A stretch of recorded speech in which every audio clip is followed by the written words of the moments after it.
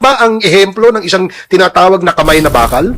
Yung kaliwat kanan, may nakikita kang tumutumba, may namamatay, at sinasabing nanlaban, at sinasabing droga. Kaya okay lang sa inyo kasi mga mayayaman kayo mga bodyguards kayo. Yung mga bahay ninyo, mataas yung mga gate.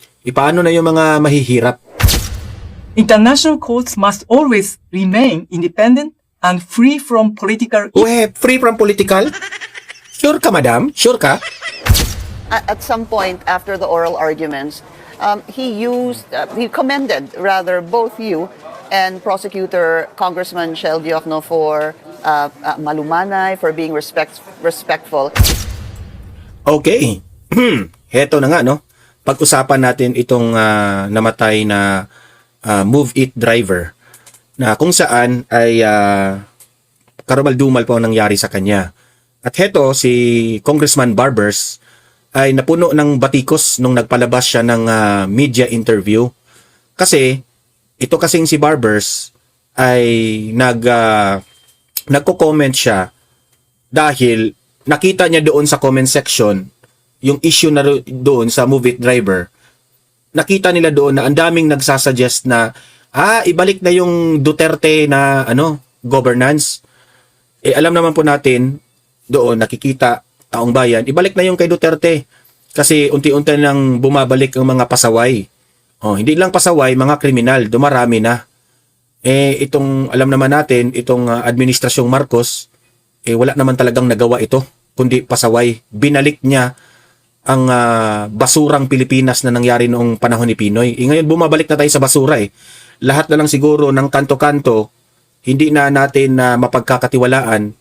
Maraming ang nakikita doon sa Facebook, mga addict, no? Nang snatch ng mga kung ano-anong mga cellphones, mga wallet, doon sa mga nakaabang sila doon sa mga pasahero ng jeep. Grabe.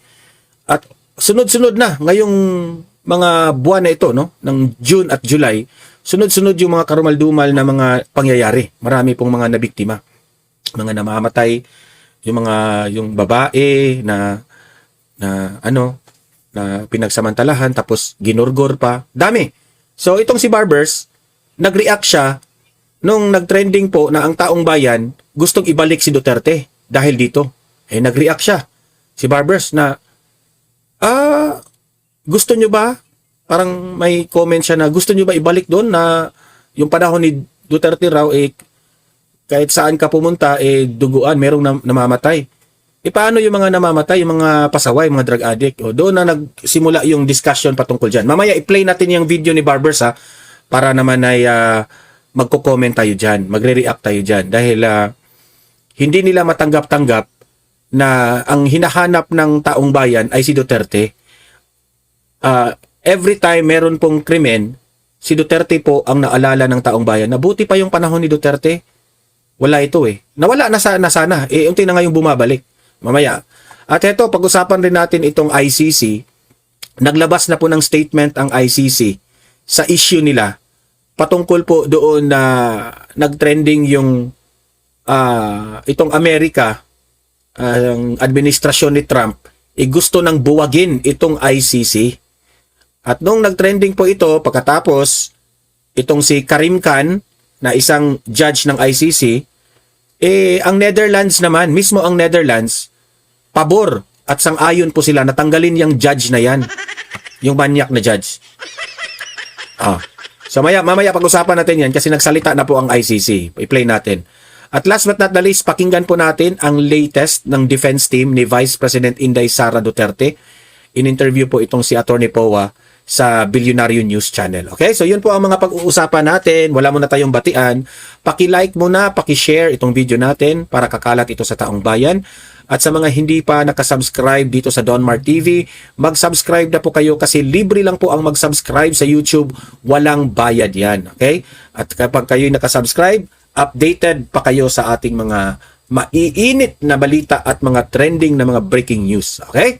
Ito. Panoorin natin. Unahin muna natin itong sinabi ni Barbers na sobrang daming kapalpakan po itong sinabi niya. Ito, play natin. Una, kinalulungkot natin ang nangyari doon sa ating rider, no? At tayo po ay nakikiramay sa kanyang pamilya. Pangalawa, itong pangyayaring ito na sinasabi nga ay trip-trip lang, of course, kinukundina natin yan, no? Hindi naman ito dapat mangyari, no? Pero gaya ng sinabi mo, Red, na ito ay repeat offender, ang ibig sabihin lang nito, itong taong ito, talagang may criminal na tendency. At hindi dahil sa administrasyon ni Juan, ni Pedro, ang dahilan kung bakit siya nanaksak. Siya ay repeat offender, siya ay isang kriminal, at dapat siya ay pinaparusahan sa ilalim ng ating batas. Unang-una, Barbers, hindi sana mangyari yan kapag si Duterte ang presidente. Kasi natatakot eh. Diba? Remember? Kung maalala ninyo, maanghang yung mga salita ni Duterte. Even nagsalita lang si Duterte, natatakot na. Ang problema sa inyo, maghihintay pa kayong meron ng namatay bago kayo magdadaldal eh. Huwag na tayong magbulahan. Ayaw nyo lang talaga ang mga Duterte.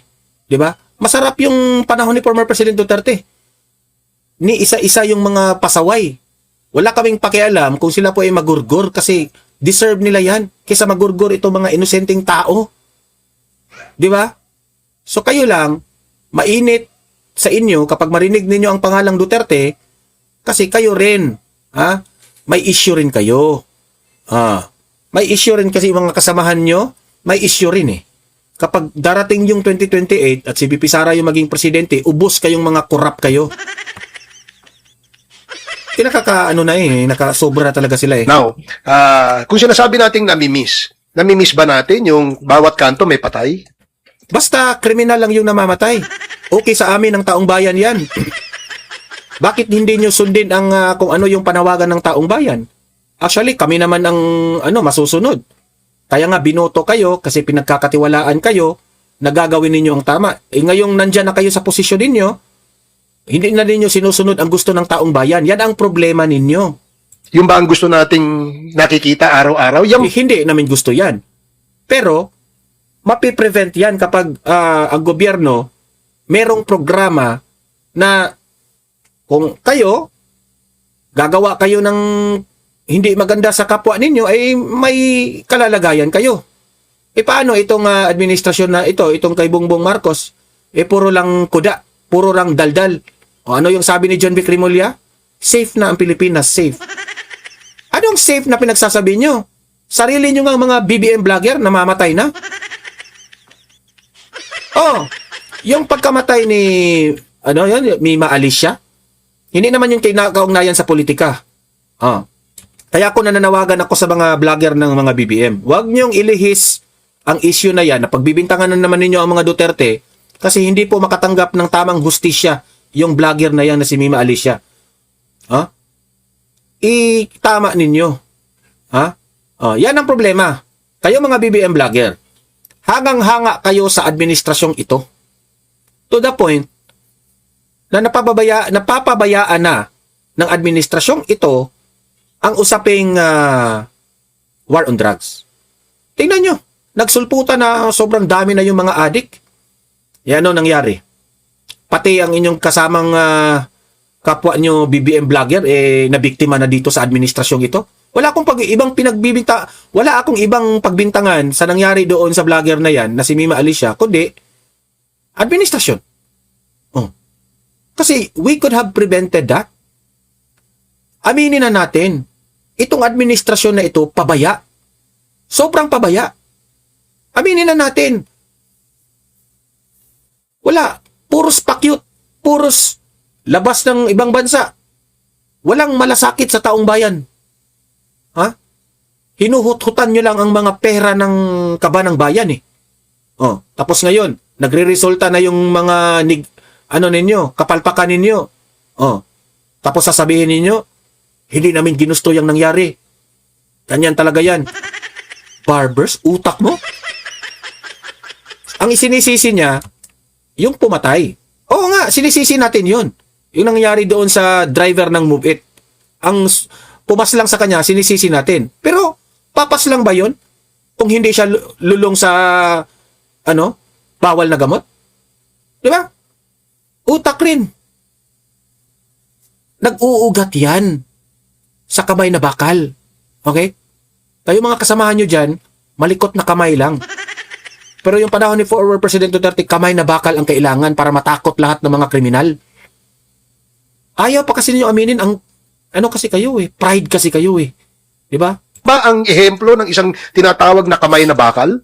Yung kaliwat kanan, may nakikita kang tumutumba, may namamatay, at sinasabing nanlaban, at sinasabing droga. Kaya okay lang sa inyo kasi mga mayayaman kayo eh, mga bodyguards kayo. Yung mga bahay ninyo, mataas yung mga gate. Paano na yung mga mahihirap? Paano lang yung mga estudyanteng lumalakad lang? Kayo may di kotse kayo eh. Ang gagara ng mga kotse ninyo. Mga Land Cruiser pa yung mga kotse ninyo. Kaya okay lang sa inyo. Pero how about this? Hindi nyo kasi ramdam ang buhay ng mga mahihirap. Delikado. Dumarami ang mga kriminal. Yung mga bata nilang pupunta sa eskwelahan, nakakatakot na. Kayo, yung mga anak ninyo, yung mga apo ninyo, magara yung mga sasakyan. Mga mayayaman kayo, kaya safe lang kayo. Kami mga mahihirap, wala na. Nakakatakot na. Ang dahilan? I guess, hindi yun yung dapat nating tinitingnan, no? Ang importante dito, yan ba ay mapapanagot sa batas? Kung siya ay nahuli, at siya ay may at merong ebidensya, dapat siyang managot. No? Dapat yan ikulong. Kung maaari nga mabulok sa kulungan, mas maganda. No? Dahil sa kanyang ginawa, hindi niya isinaalang-alang yung pamilya nitong rider na ito. No? Kung sasabihin niyang yan ay trip-trip lang, mas magandang mag-trip ka sa bilibid. Yan, kung mag-trip-trip man lang siya, sana wag niya tripan yung mga nagtatrabaho, kagaya ng move it driver. Huwag niyang tripan yung mga estudyante, na mga inosente, yung mga mahihirap. Huwag niyang tripan. Ang dapat niyang tripan siguro yung mga kagaya ninyo. Tingnan natin. Kung kayo'y pinagtripan nito, taong to, baka matauhan kayo. Hindi ibig ko sabihin na gusto kong maano sila. Ang sa akin ba, gusto kong magising sila. Sige nga, kung trip-trip ito ng sige, kung kayo'y ang pagtripan, tingnan natin kung hindi kayo magising. No? Doon mo tingnan kung yung pagiging kriminal mo dapat ba doon sa loob ng bilibid. Again, no, let me say and emphasize na hindi ho ito usapin ng administrasyon. Ito ay Hindi, usapin ito ng administrasyon. Bangag ang administrasyon. Yun ang katotohanan. usapin ng tendency nitong taong ito na maging na isang kriminal, no? So, yun ang sagot ko doon sa tanong mo. Nahirapan lang ako Isa pa ito. Isa pa ito. intindihin yung return to a Duterte-style governance, no? Kasi, Kasi kung i-return ang Duterte style of governance, tanggal ka na naman. Natanggal ito eh. Tinanggal ito ni Duterte kasi isa rin itong kupal eh. do we actually mean by that? A return of extrajudicial killings? Yun po ba? Parang that is something that is unacceptable kasi the question on extrajudicial killings is still being litigated at The Hague today. Hindi ba? At okay siguro yun as a Facebook post, no, na parang ubusin lahat yan. Pero we will go back to the most basic point. If it comes to your doorstep, inosente yung kapatid mo, asawa mo, mahal mo sa buhay, subjected to Hindi, pinopolitika lang ninyo at that time. Yun ang totoo kato, especially itong mga dilawan. Sila ang nagsabi niyan eh. extrajudicial killings. We just have to go back to Kian de los Santos. Hindi ba? Yung santo ninyo. Kian de los Santos na naman. Sige nga, pumunta ka doon sa bahay nila Kian de los Santos. Magtanong ka doon sa mga kapitbahay niya. Magtanong kayo kung anong background ni Kian de los Santos. Sige nga. Magtanong Is kayo. that the governance that we actually want? Lives lost. Hindi ba? Childhoods lost. Tingin ko, that is something that is cute on a Facebook post. Pero in real terms, Cute in a Facebook post. Kapag merong mga namamatay na mga inosenteng tao, cute yun? Cute yun?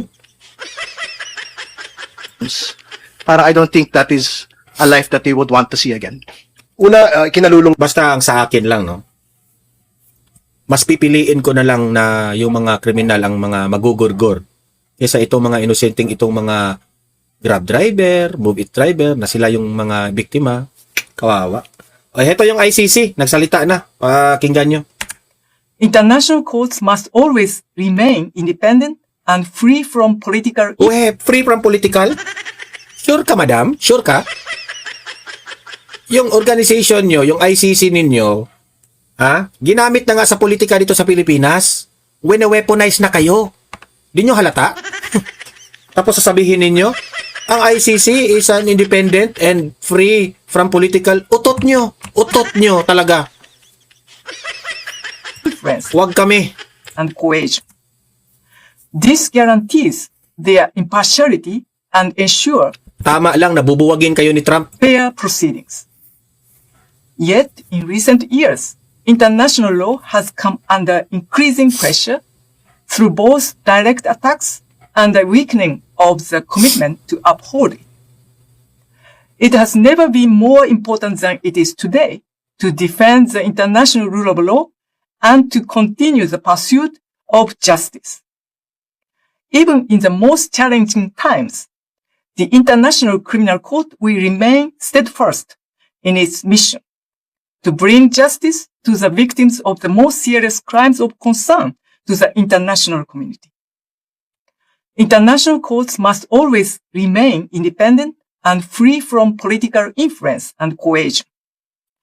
This guarantees their impartiality and ensure fair proceedings. Ayan. Yet, in Tapos na pala.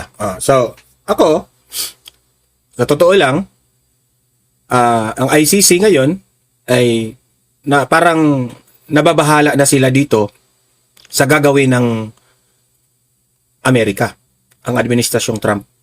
Ako, suportado ko yan eh. At alam ko naman na ang mga Pilipino, yun rin ang gusto nila. Kaya, kapag mabubuwag na yung ICC na yan, sana lang na magising-gising naman ng ibang mga bansa na itong ginagawa nila kay former President Duterte ay masasabi nilang ginamit pala ang ICC, wine-weaponize ng kalaban ni Duterte dito sa Pilipinas. I hope yung ICC na yan mabubuwag na yan. I hope talaga. Maraming matutuwa kapag mabubuwag yung ICC na yan. Ito, panoorin natin itong kay Attorney Pa-Uwi naman. Update patungkol po sa defense team ni VP Sara at usaping impeachment trial. Ito po, panoorin natin. But the defense argued such requests could become a weapon of a fishing expedition. Let's get on point with the defense team spokesperson and who handled the oral arguments earlier, Attorney Michael Pa-Uwi. He joins us live from the Senate. Attorney Pa-Uwi, glad to have you finally. Thank you so much for your time and thank you for your patience and waiting to be able to guest there live at the Senate. Salamat po. Salamat din, Ma'am Pinky, for inviting me. No? It's always a pleasure to talk to you at magandang gabi sa ating mga kababayan. Attorney, so as I mentioned a while ago, nag-shift po yung day 6 of the impeachment trial.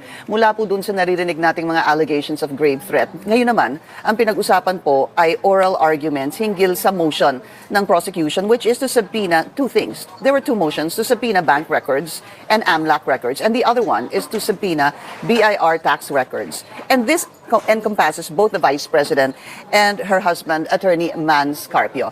There were opening statements made by both from the prosecution and the defense. Ang una kong tanong, it was you who actually defended or did the opening statements for the defense. Was that long been planned na kayo po ang magsasalita para sa depensa ngayong araw?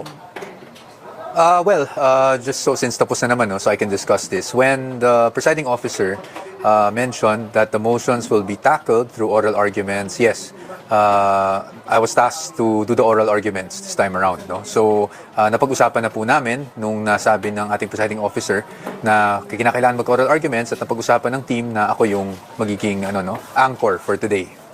Alam ko pong sanay po kayo na maging spokesperson dahil matagal-tagal na rin po namin kayong nakausap. But how was it like defending or putting forward the oral argument against these two motions?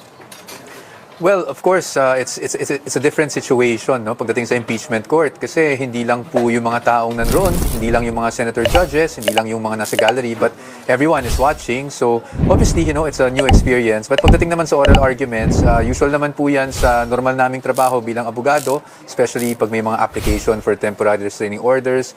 and free from political influence. Defending or putting forward the oral argument against these two motions? Well, of course, Attorney Chel Jokno or Congressman Chel Jokno now, who I really, have the utmost respect for. And that seemed obvious even to the presiding officer because at some point after the oral arguments, he commended rather both you and prosecutor Congressman Shelgiofno for malumanay, for being respectful, and a couple of other words he used doon po sa inyong oral arguments between you and the prosecutor, sir. Well, ma'am, kasi ano naman, no? Iba-iba yung styles ng mga lawyers. I think nagkataon lang na malumanay naman talaga si Representative Diokno.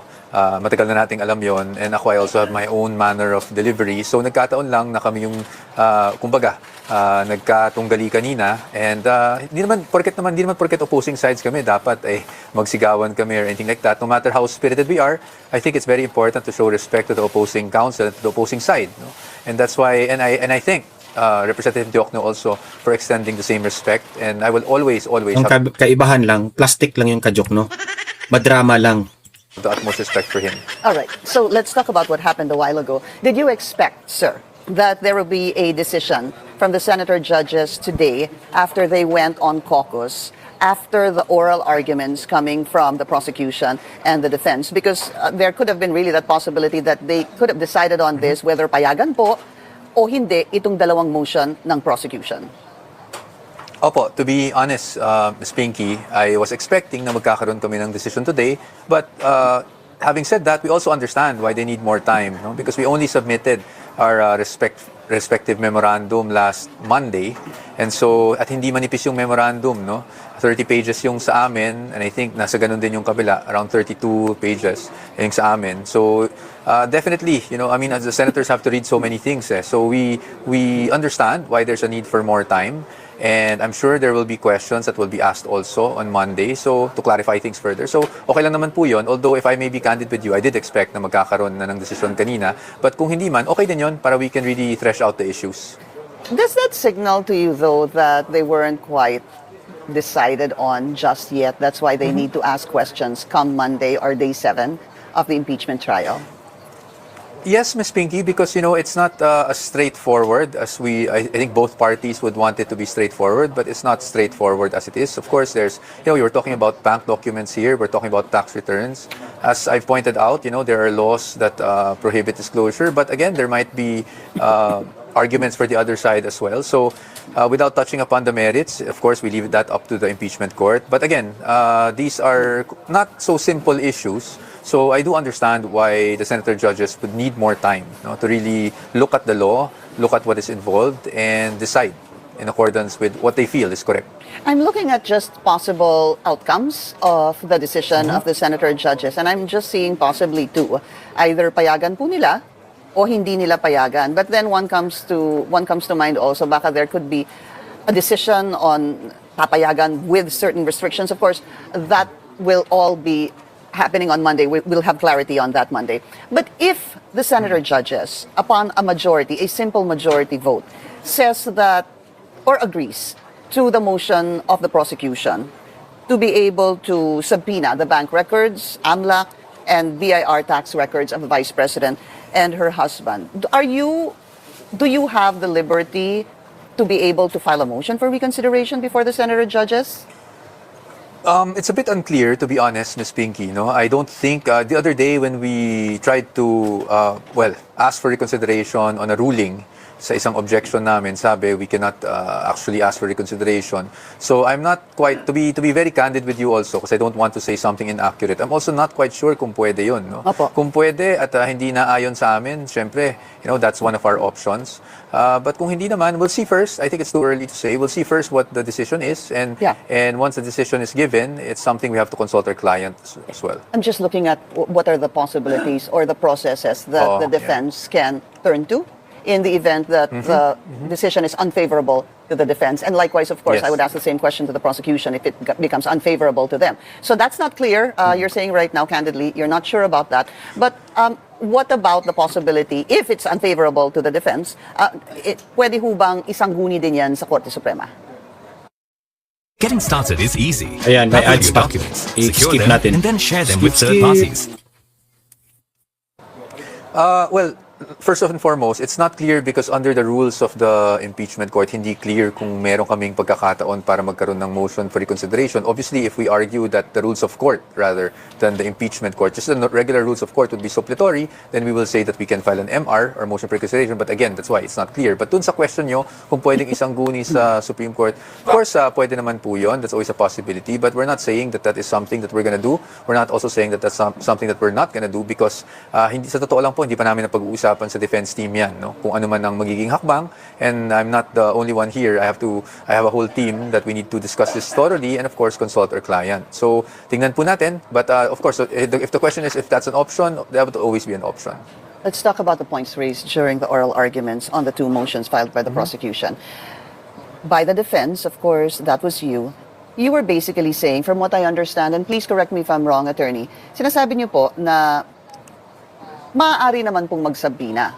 Pero, sinasabi nyo, ang sabina kailangan may definitiveness at relevance. Would that be correct, sir? Actually, ang sinasabi ko, hindi issue Hindi yung issue ang power, subpoena. Ms. Pinky. Hindi issue na may power ang Senate Impeachment Court na magsabina. Pero ang sinasabi ko dito is we have to be mindful of the requisites of a subpoena, a valid subpoena, bago tayo mag-decide kung talagang magsasubpoena tayo o hindi. That's why ginamit niyo po yung dalawang salita na definitiveness and relevance. Tama po, sir? Yes. Kasi according to the Supreme Court decision, for a subpoena to be valid, it has to be definite, no? Meaning yung mga nakasulat doon na saklaw ng subpoena ng mga dokumento or whatever it is, dapat particularly described.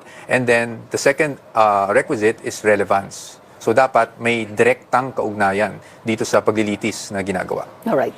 We're going to talk about that a little bit more, but we need to take a very short break. We'll continue our discussion with Attorney Michael Poa when we return. Hike electricity rates. All right. There was also a part, sir, that you were saying that not in the exact words, but you were saying somewhere, somehow, because of what they are asking for, parang something will come out and this becomes a weapon for a fishing expedition. This fishing expedition has come out even during the House Justice Committee hearing. And again, of course, it is coming out now. Again, sir, just, I know, without having to deal with the merits of the case, what exactly do you mean by this, sir?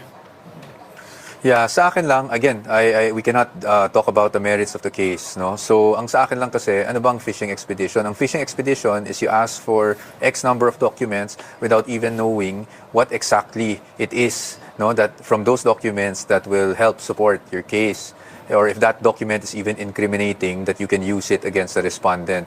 At if you now parang have an unlimited search of all of these documents spanning so many years without even knowing if something is incriminating, then that is, to us, the definition of a fishing expedition. But again, that is a statement I made earlier. Now, whether or not the impeachment court would find merit in such an argument, then I will leave it up to the impeachment court. And I also don't want to sway public opinion one way or the other. So, factual lang po. Opo. Attorney, doon po sa points naman raised by Prosecutor Chel Diokno, ang sinasabi niya, napakasimple daw ng issue, pero simple daw yung issue, pero napakabigat nito. And he went on to say na bubuksan ba natin ang pinto ng katotohanan o harangin ito? Hindi confidential ang katotohanan. Would you care to respond to that, sir? Well, I responded to that in the arguments earlier. Accountability is such a big word, but we agree that accountability is really important and that no one is above the law. But as I mentioned earlier, no one, in the same manner, no one also must fall below or must be outside the ambit of the protections given by law. So, fairness lang naman po tayo, no? Meron kasi mga batas na nagsasabing bawal. So, yun ang pinoint out lang natin sa impeachment court na while we agree with accountability, hindi naman pwedeng selective tayo na isasantabi natin ang mga batas. Actually, when I was trying to summarize many parts of what I heard today from both you and Prosecutor Chel Diokno, it was really about one talking about accountability and then the other talking about due process. I guess that was how I would have summarized or described both sides arguing for each other. One point that was raised today, and I'm not sure if this will deal into the merits of the case, but nangyari na po kasi ito in the past, and this was brought out today. During the Corona impeachment trial, it appears that these documents were allowed. In other words, documents that pertained to the former Chief Justice, his SAL-ns or bank deposits prior to him becoming Chief Justice were allowed. by the impeachment court. And if I'm not mistaken, sir, it was Senator Alan Peter Cayetano and even Senator Chis Escudero who agreed on that in the past. If I'm right, sir, my question is this. Does that hold them? Does that mean that their decision in the past should stay consistent with how they should decide on the case of the Vice President? I know that is their decision, but is that a concern for the defense team? Well, for us, that was an issue that was posed earlier, and again, a question here. So I hope you would, be patient with me. But ang point lang namin dito is, yes, if that happened in the past, that happened in the Corona trial. But there is a Supreme Court decision that came after the Corona trial, and I'm pretty sure the justices were cognizant of whatever happened and transpired in the Corona trial. So then you have those two issues, and that's something that the impeachment court will have to really ponder on and look at. It's going to be very important, no, Attorney Poa, what the decision of the senator judges will be this coming Monday, after, of course, asking clarificatory questions from both the prosecution and the defense, because this is also, again, in the future, this is something that people will look back into. And again, Yes. use hindi ho ba as a basis for whoever gets impeached some other time, kung papayagan po ito o hindi. I guess in my mind, I'm just wondering when a senator judge makes a decision in the past, favoring one way or another, kailangan ho kaya meron kayang magiging batayan para magpalit sila ng isip. But of course, again, that should be directed to the senator judges, and we can't really speak to them right now, or at least But Ms. Pinky, just to, sorry for cutting Please you off, go but ahead, just sir. to clarify, you said that both sides, you were summing it up as accountability on one side and then due process on the other side. I think the way to look at it is that our position on the matter is we also believe in accountability, but accountability must be done within the limits of the law and what the law provides. No? So meaning you can achieve and demand accountability while giving due process. No? Hindi naman siya incompatible. Okay. Rightfully said, sir. So, hindi nyo naman po sinasabi sa madaling salita na hindi kayo sangayon sa accountability. Sangayon kayo sa accountability, pero kailangan within the bounds of law. All right. Thanks for that clarification, Yes. sir.